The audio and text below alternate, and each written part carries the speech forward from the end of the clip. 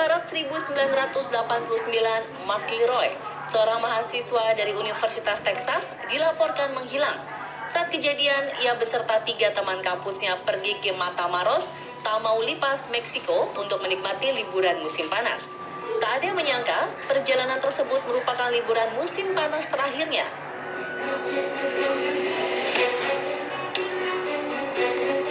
11 April 1989 atau nyaris 1 bulan sejak dilaporkan menghilang, tubuh Mark ditemukan telah membujur kaku bersama belasan jenazah lainnya. Tubuh Mark termutilasi, bahkan sebuah kawat panjang tertancap di sepanjang tulang belakangnya. Benarkah mahasiswa asal Chicago, Illinois ini dijadikan tumbal pengorbanan sebuah sekte sesat di Meksiko? Siapa pelakunya yang dengan keji menyiksa pemuda berusia 21 tahun tersebut?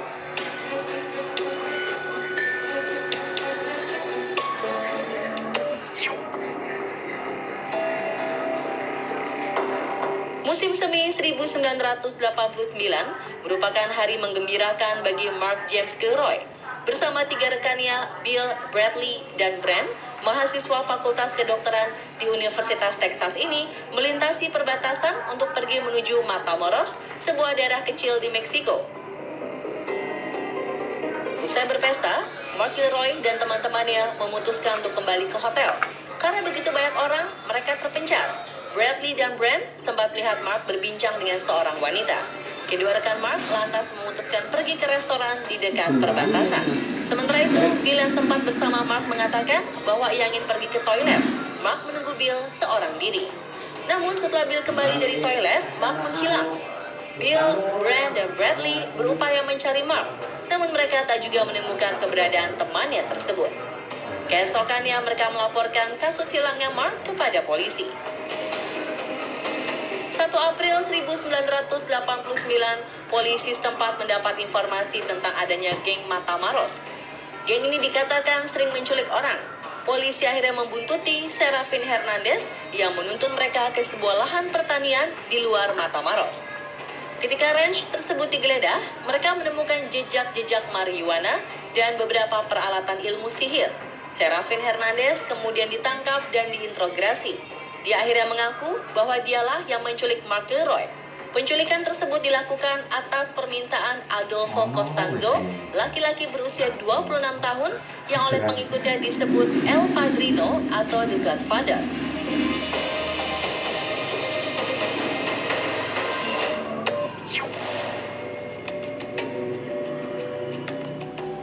Rupanya Adolfo Costanzo menugaskan mereka untuk mencari mahasiswa yang sedang belajar mempelajari obat-obatan. Saat melakukan aksinya, Serafin Hernandez kerap dibantu 3 orang temannya. Mereka berpakaian layaknya petugas polisi untuk mengelabui calon korban. Pada 11 April 1989, peternakan di luar Matamoros tersebut kembali digeledah. Serafin diminta menunjukkan tempat Mark Kilroy dikubur, yang di atasnya terdapat sebuah gantungan baju dari kawat. Di dalam gubuk, polisi juga menemukan sebuah kuali berisi kayu-kayu yang telah dibakar, beserta otak milik Mark, kepala kambing, kaki ayam, uang logam, dan beberapa benda lain. Kuali besi yang sering digunakan dalam ritual pengorbanan manusia ini disebut nganga. Selain jasad Mark Kilroy, polisi juga menemukan 14 jasad lain yang belum diketahui identitasnya.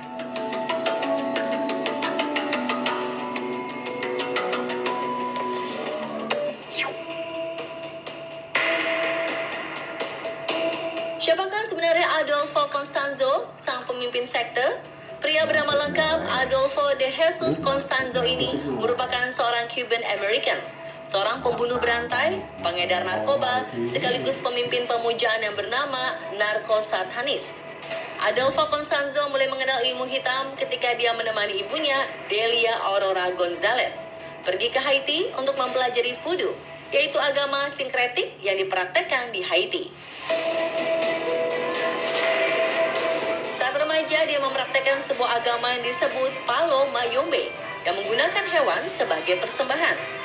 Ketika beranjak dewasa, Adolfo pindah ke Meksiko dari tempat tinggalnya di Miami, Florida. Bersama ketiga pengikutnya, dia menjalankan bisnis yang berhubungan dengan ilmu hitam. Tetapi kali ini menggunakan tumbal berupa hewan mahal seperti ular, kambing, zebra, bahkan anak singa. Klien-klien Adolfo merupakan para pengedar narkoba kelas kakap, pembunuh bayaran, serta para polisi korup. Lewat ritual ini, Adolfo menjanjikan kesuksesan dan kemudahan pada bisnis mereka. Salah satunya adalah klan Hernandez. Paman Serafin, yaitu Elio Hernandez, menawarkan separuh dari hasil narkoba keluarganya dengan imbalan berupa perlindungan supernatural bagi keluarganya.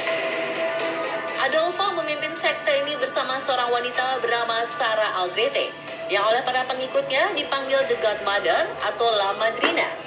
Selain memimpin ritual pemujaan serta pengorbanan manusia, El Padrino juga merambah ke bisnis narkotika.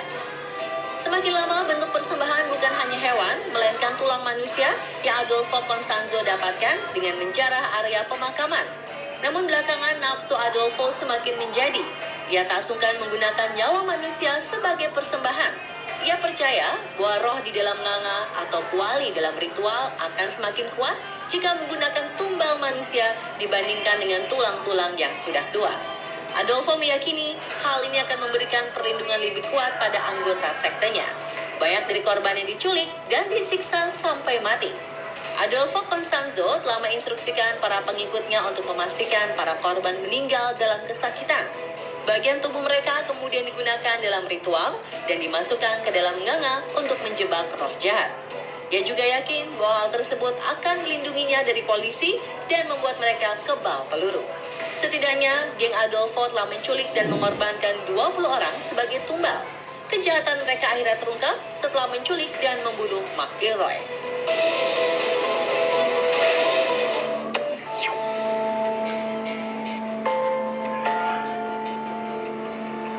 Usai lokasi pembantaian manusia sebagai tumbal-tumbal geng Adolfo terkuak, polisi berupaya untuk segera menangkap pria kelahiran 1 November 1962 tersebut. Mereka lantas membakar habis altar pemujaan dan ranch miliknya yang disiarkan secara langsung di TV nasional dengan harapan akan memancing kemarahan Adolfo.